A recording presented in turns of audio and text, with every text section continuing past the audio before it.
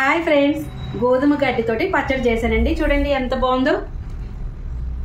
నేను ఇప్పుడు వేడి వేడి అన్నంలో తిని మీకు చూపిస్తాను ఎలా ఉంది ఏంటి అనేది. దీని ఫుల్ ప్రాసెస్ లింక్ లో పెడతాను, తప్పకుండా చూసి ట్రై చేయండి, సరేనా? గోధుమ గడ్డి పచ్చడి తింటే మనకి చాలా మంచిది. జ్యూస్గా తాగనట్లు ఇలా పచ్చడి చేసుకొని తినచ్చు. చాలా చాలా టేస్టీగా ఉంటుంది. ఇప్పుడు ఎలా ఉందో మీకు టేస్ట్ చేసి చూపిస్తాను. ఇదిగోండి, మనకి లంచ్ రెడీ అయిపోయింది.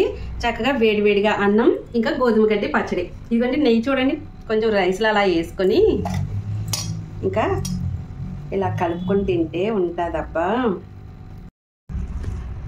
ఇదిగోండి ఇలా కలుపుకోవాలి మంచిగా. ఎంత బాగుందో కదా, అసలు కలర్ఫుల్గా సూపర్గా ఉంది. పట్టండి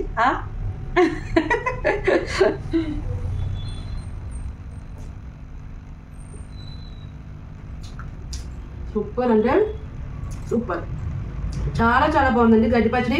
అసలు గడ్డి తింటున్నట్టే లేదు, చాలా టేస్టీగా ఉంది. మీకు గడ్డి పచ్చడి ఎలాంటి ఇబ్బంది ఉండదు, మంచిగా తినచ్చు.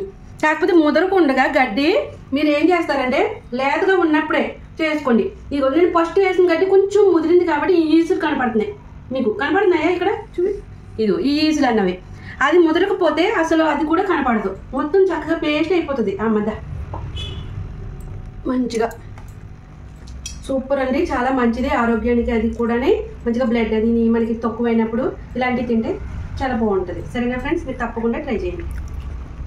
చాలా బాగుంది.